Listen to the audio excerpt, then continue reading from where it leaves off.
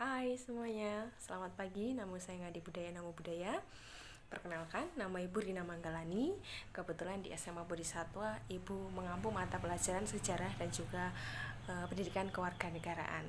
Ibu sudah mengajar di SMA Bodhisatwa 2 tahun, sejak tahun 2018 sampai dengan tahun 2020. Tepatnya dulu Ibu masuk Juli tahun 2018 ya. Kebetulan selain Ibu mengampu mata pelajaran sejarah dan juga PPKN, Ibu juga menjadi wali kelas 10 pada tahun kemarin. Nah, pada kesempatan hari ini, sesuai jadwal yang telah diberikan, Ibu akan menjelaskan materi mengenai wawasan kebangsaan. Ya, anak-anakku sekalian, kalau kita menelisik kehidupan bangsa Indonesia saat ini, kita lihat banyak sekali problematika yang terjadi di Indonesia. Ya, itu ada korupsi, ada macet, ada banjir, ya, kemudian ada pembunuhan kriminal, ya. Itu adalah problematika yang dialami oleh bangsa Indonesia, dan kita sebagai generasi penerus, apa sih harus kita lakukan untuk membuat bangsa ini lebih maju, ya? Itu dengan apa? Dengan wawasan kebangsaan, ya. Apa sih pertama-tama yang dimaksud dengan wawasan? Kalian pasti ketika berbicara dengan temannya, wawasan dia luas, wawasan saya kurang luas. Nah, apa sih yang dimaksud dengan wawasan?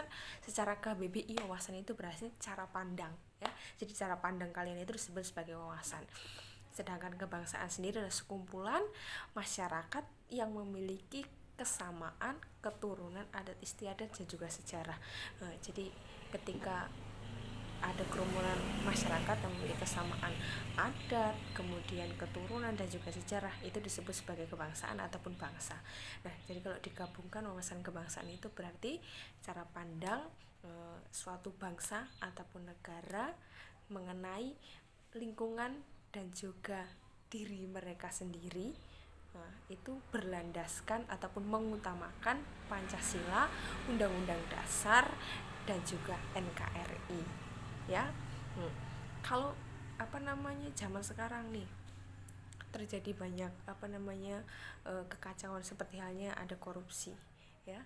Kita sebagai bangsa Indonesia ada pergeseran makna, ya. Kalau kita menelisik tentang sejarah, zaman dulu para pahlawan itu membela bangsa Indonesia itu dengan bambu runcing, ya.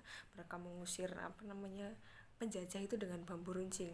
Kenapa bambu runcing? Karena dulu orang Jepang itu takut dengan bambu runcing itu, karena ketika dibunuh, nah itu dia tidak langsung mati, tetapi itu matinya secara perlahan, dan itu sakitnya luar biasa daripada ditembak.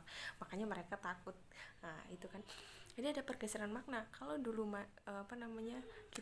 pahlawan itu membela bangsa Indonesia dengan bambu runcing, saat ini kita dengan apa? Dengan kreativitas, ya. Karena kita Bung Karno pernah mengatakan, ya kan, lebih baik melawan akan lebih mudah melawan penjajah dibanding masa kita akan melawan bangsa kita sendiri, ya. Musuh kita itu adalah bangsa kita sendiri, ya. Koruptor itu datangnya dari bangsa kita sendiri, ya. Adanya banjir itu karena masyarakat tidak mau mematuhi peraturan membuang sampah pada tempatnya, ya. Sehingga gimana saat ini kita membela ataupun mempersatukan bangsa Indonesia itu dengan kreativitas kita, ya. Gimana cara kita memaknai? Nah, makanya itu sering muncul dalam benak anak, kenapa sih kita nggak boleh jadi koruptor? Kenapa sih kita harus membuang sampah pada tempatnya, nggak boleh sembarangan? Terus kenapa sih kita harus belajar dengan giat? Nah, itu pertanyaan-pertanyaan seperti itu selalu muncul di benak kalian, ya. Padahal itu salah satu cara gimana kita bisa mempersatukan dan mempertahankan bangsa Indonesia, ya. Kalau kita memiliki wawasan kebangsaan yang luas, itu semua akan terjadi, ya. Kenapa kita tidak boleh membuang sampah sembarangan? Jelas, otomatis itu dampaknya untuk kita sendiri, ya. Membuang sampah sembarangan membuat lingkungan kotor, ya, mencemari lingkungan. Selain itu bisa menyebabkan banjir. Kalau banjir siapa yang susah? Kita, ya kan. Nah, terus kenapa kita harus rajin belajar, ya? Karena kita sudah tidak seperti zaman dulu. Zaman dulu pada masa penjajahan itu, yang boleh belajar itu hanya laki-laki saja, ya. Perempuan itu tidak boleh, karena dulu statusnya itu berbeda. Jangankan laki-laki dan perempuan, antara bangsa Indonesia dengan Eropa itu statusnya juga berbeda, ya. Orang Indonesia itu cuma orang-orang terpilih yang boleh belajar. Itu pun karena politik balas budi yang diadakan oleh mereka, ya. Jadi mereka itu Belanda dulu menyekolahkan orang Indonesia yang pintar-pintar. Setelah pintar, mereka diutus ke Belanda sana, jadi bekerja di sana bukan untuk Indonesia loh, ya. Nah, Jadi kita beruntung saat ini kita belajar. Untuk apa? Ya untuk memajukan bangsa kita sendiri ya. Kita lihat almarhum presiden kita yang ketiga ya, B.J. Habibie. Itu luar biasa, bisa menciptakan pesawat ya. Walaupun ada beberapa kendala sehingga pesawat itu sampai sekarang diberhentikan ya. Jadi itulah gunanya kita belajar. Sekarang kalian sekolah. Nah, kalian mendapatkan ilmu seperti sekarang ini, mendapatkan ilmu wawasan tentang kebangsaan ya. Kalian harus gimana caranya kalian berbuat baik, yaitu tadi salah satu cara untuk kita mempertahankan NKRI ini bukan dengan bambu runcing lagi, dengan ibu katakan tadi, dengan kreativitas, dengan kita mau belajar, tidak korupsi, tidak membuang sampah sembarangan, dan juga tidak melakukan tindakan kriminal, tidak melakukan aksi-aksi yang dapat menimbulkan perpecahan ya. Misalnya kalian kamu orang Cina, saya orang Jawa, nggak mau berteman. Nah, tidak boleh seperti itu bisa menghancurkan integrasi ataupun kesatuan bangsa Indonesia ya. Itu hal-hal seperti itu tidak boleh dilakukan. Kalau kalian memiliki wawasan kebangsaan, kalian pasti tidak akan melakukan itu ya. Itu gunanya wawasan kebangsaan untuk kalian ya. Gimana cara pandang kalian melihat diri dan juga lingkungan kita, di mana kita mengutamakan Pancasila, Undang-Undang Dasar, dan juga NKRI. Pancasila itu adalah jati diri bangsa Indonesia. Pancasila itu dibuat itu bukan sembarangan ya. Pancasila itu memiliki makna ataupun tujuan dan juga cita-cita daripada bangsa Indonesia, di mana kita semua memiliki kesamaan, semua orang memiliki kesamaan yang sama untuk bisa menjadi pahlawan sekaligus menjadi membanggakan negara Indonesia. Nah, itu tugas kalian ya. Tugas kalian harus memiliki wawasan kebangsaan yang luas untuk bisa bagaimana caranya membela bahkan mengharumkan nama bangsa Indonesia ya. Tidak perlu takut saya orang Jawa, saya orang dari daerah, saya orang nggak punya segala macam, tidak. Karena dulu almarhum Gus Dur itu pernah berkata ya, tidak usah memperdulikan apa sukumu, tidak usah memperdulikan apa agamamu.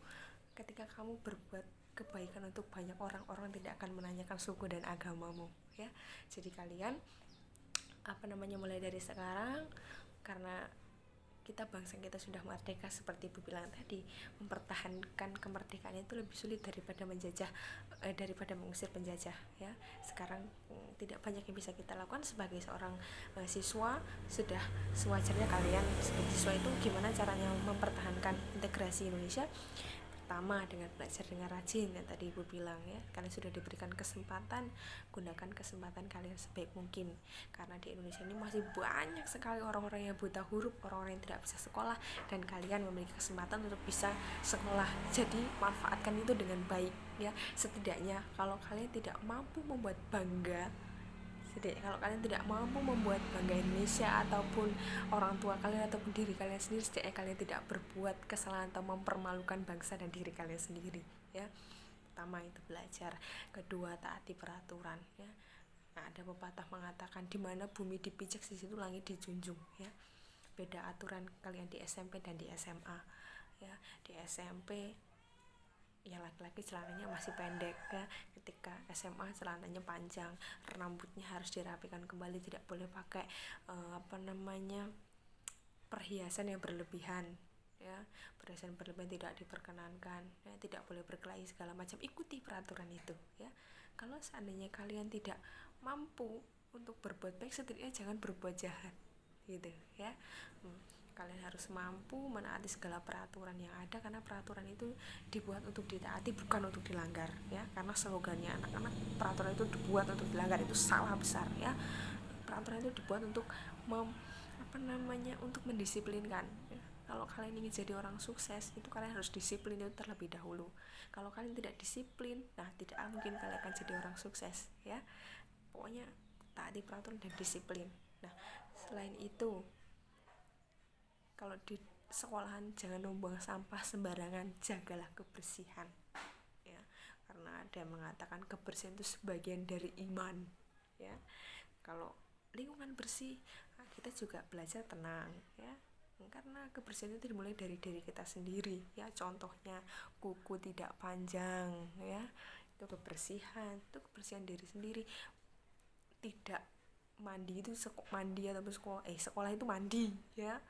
Nggak boleh sekolah itu nggak mandi. Memang itu untuk kenapa sih Bu nggak mandi, coro aja nggak mandi, kecoa aja nggak mandi? Ya itu mereka binatang, kalian itu manusia ya. Sekolah itu adalah memanusiakan manusia ya, asalkan kalian tahu. Jadi mandi, kemudian tadi bilang kukunya tidak boleh panjang ya, kalau bisa itu teman di sekitar kalian itu nyaman ketika ada kalian gitu loh. Kalau kalian bersih, orang itu akan nyaman dengan kalian, tapi kalau kalian itu kumuh, kalian itu kotor, nah itu tidak akan nyaman. Jadi gimana kita mau membersihkan lingkungan kalau diri kita sendiri tidak bersih gitu ya. Pertama, yang paling utama menghati ya. Kalau hati kalian bersih, pikiran kalian bersih, kemudian diri kalian bersih, kalian pasti bisa membersihkan lingkungan gitu ya. Tapi kalau pikirannya sudah kotor, hatinya kotor, diri kalian kotor, wah gimana mau membersihkan lingkungan? Itu nggak mungkin ya. Kalau kalian tidak mampu membersihkan, setidaknya tidak membuat kotor.